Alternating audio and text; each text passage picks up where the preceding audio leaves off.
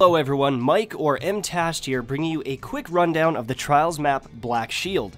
This is this week's Trials map, and you need to learn it because it's very different than some of the other maps. There's a lot of inside angles, and even though there are some tight corridors, snipers actually dominate this map due to the outside heavy spawn and some of the angles inside the building. It's kind of deceptive, and long-range engagements happen more often than not. So, let's start in these spawns. Alpha spawn, in my opinion, is the favorable spawn. It has a good vantage point for heavy, and running up to this top ledge can normally give you some pretty good control. Our tactic was to send someone to the right side, snipe across the doorway, and then try and get top control in this room. If the other team is trying to come through the doorway, you have great angles on them, and if you get a kill or two, you can push in very quickly and secure the kills with a couple grenades. One thing to remember about this, however, is they can get to this top mid very quickly as well. There was a couple games where they had blink shotguns on the other team, and they actually surprised us. We tried to make that jump up, and they beat us to it. It pushed us back into our spawn, and we got completely decimated with grenades. The big counter to this is playing back into this doorway. You can use it as a choke point, and if they decide to challenge you this aggressively, you can really turn it around on them, using it very much to your advantage. Throwing grenades on that wall makes it almost impossible for them to push up without eating damage, and they have a lot of limited options trying to push in on you. If your team's shooting through that doorway, you should win these engagements. As you can see, their shotguns are nearly useless, so I really do suggest, if you're good at sniping, use the snipers to your advantage. As I said before, the engagements are kind of tricky, and there's a lot more distance between you than you might feel, especially on the inside. The corridors are pretty large, the inside rooms are pretty big, and if you're good at sniping, I think you're going to dominate. Also, it's very important for the outside heavy to have a sniper, because primary weapons at the ranges you're going to have aren't very good.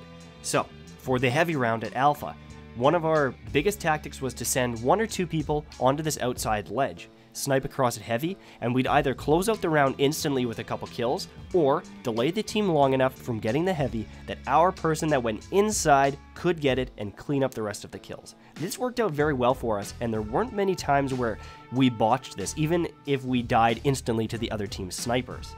Now, moving on to the Bravo spawn. I feel this spawn is much weaker. There's terrible angles when coming through this doorway, the flanks aren't that great, and overall it's very congested. If they pop through, get an easy kill, they can rush you with grenades, shotguns, melees, and it's very hard to defend and fall back to anything. You have, I think, 2 solid options of escape, where if you spawn on the other side, you've got some pretty good areas, some good distance that you can run away into, but this one is very tight. So if you are playing on this map, there's a couple of suggestions I have. If you do have a strong team, you feel you're winning your engagements, you can send someone around the other side. Apply some pressure on that mid building and you can break their setups. However, flanking on this map is very weak. I'm going to talk about that a little bit later. Now, the other option is to head outside and hold down the middle zone, where the capture point spawns. I find it's extremely hard to siege that area, and if you're losing some of your battles, going to capture that point and protect that area is a lot easier than getting spammed with shotguns and dying in these tight little passages. You get flanked on the outside, try to push inside, and flip around on them just because you can still have a bit of options if you move inside. So now, for the heavy round, always push inside if you have this spawn. It's pretty much a race to get there, but heading outside, you have terrible angles, and it just isn't worth it. If they end up getting there first, that's fine. You can push out to the heavy and get it then, but only then. Now, one more thing. Let's talk about flanking. On this map, yes, you can have some great flanks, it'll work out nicely, get a triple or a double, but unfortunately, the angles on this map are pretty bad. There's also very large distances between your team if you start flanking, and it's very easy to hold down the inside building if your team goes inside and you go outside, and there's no way to really salvage it if someone dies on your team. Doesn't matter how good you think you are, the distances and angles on this map make flanking very tough. So unless you have an amazing team who isn't going to die when you go push by yourself, don't try flanking too often. If you do feel that it's time to flank or change things up, try and have a super up or do it when there's a damage or person advantage. If you have someone over them and you can push 3v2 or something like that, go for the flank because it can definitely turn the game around. So the next thing I'm going to be talking about is the capture point. This map, I feel, is the toughest capture point to siege. It is almost impossible. So if you guys get caught out and the other team is closer, it's very easy for them to hold it down, and even if you have supers up, it's very difficult to siege. So if you feel that you are behind in this game and having difficulty beating the other team in gunfights, you can beat them in positional play. Try to rotate to the capture point, hold it down, and use the angles to your advantage. It's very tough to break, as I said before, and you can win games against players that are far better than you just by using positional play. If you hold it down long enough, it forces the other team to be extremely aggressive, make mistakes, or simply run out of time. Nice little tactic that can definitely help weaker players who simply can't win those little thorn battles or sniper battles in the inside building and outside areas. My last suggestion for you would be to try and learn a high impact sniper like LDR, Her Benevolence, or even Black Hammer if that's the only thing you have. It's very easy to shut down revives with it, and it definitely gives you an advantage, especially against people that try to revive chain and that's kind of all they know. It's very good for shutting it down. The other thing too is play to the advantages. If you've put a round into someone else is weak on their team, push and be aggressive. You can kind of make them panic, and you usually have that HP advantage. If they're reviving, push super hard if you have the person advantage. It is going to win you a lot of games. Now let's look at a game. In our first round against this team, we got pushed very, very hard. We got absolutely decimated with some Axion bolts, and we really needed to change up our playstyle. So the game plan was to sit back in this doorway and let them come to us. By forcing them to drop down and come into this doorway, we were able to team shot and stop their revives, allowing us to win out this round.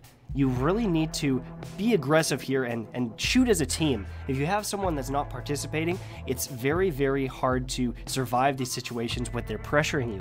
If someone's coming in with a shotgun, you need to try and kill them instantly, which is what we did here. And if you've got a good sniper, able to stop the revives like Manigator here, you can easily get a quick advantage once you've got a kill.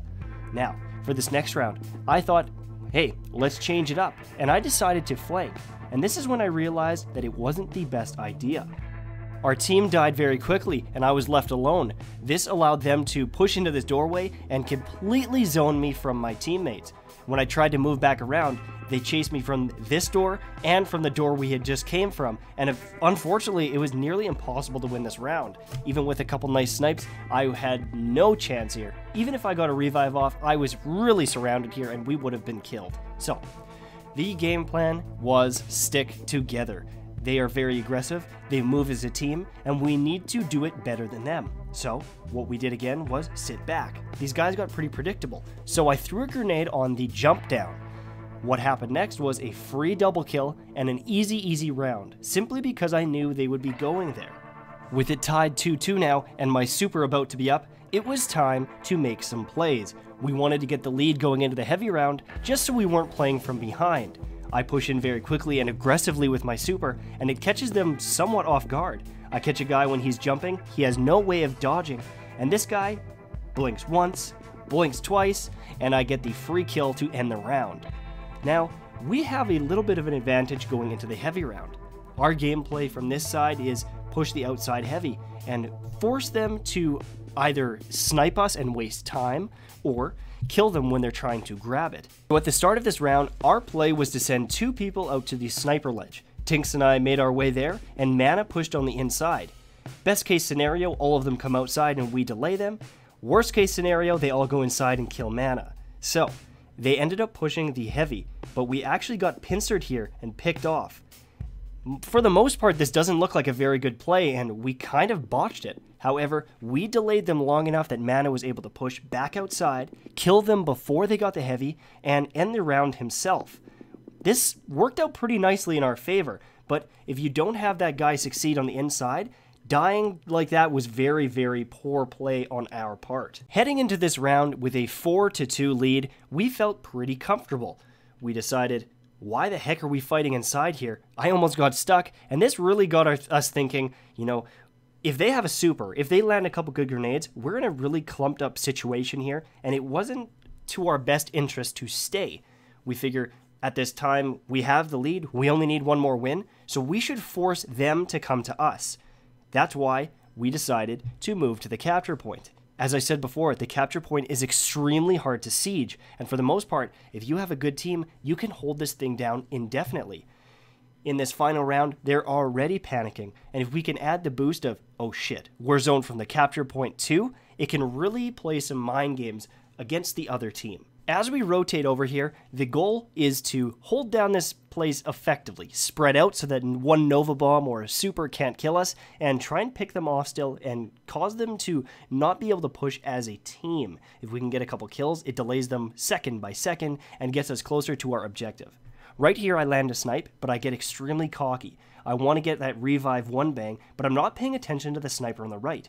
At this point, we have 1 down, 2 down, and they push very aggressively. Their play is fantastic and exactly what they needed to do in this moment. They're able to pick off Tinks, and if we both Mana and Tinks didn't have their super there, we would have lost the round. Absolutely, there was no question about it. We made some nice plays, Mana got a golden gunshot, Tinks came for the revive, and despite her dying, she was able to distract the guy enough that I could come in and close out the game. This was a very nice team effort, and I thought this was our best game of the entire Trials card. So, good luck out there, guys. I really hope you do well this weekend. Get to the lighthouse and get some fantastic loot. Hopefully these tips helped, and if they did, please let me know. I wanted to show you more of my gameplays, but all of my audio got corrupted, so this was the best I could do. If you have any questions, feel free to comment in the comments, and if you want to see some more high-skill gameplay from me, please check out my channel at mtashed. Thanks again, PlanetDestiny, for having me, and talk to you later, friends. Bye-bye.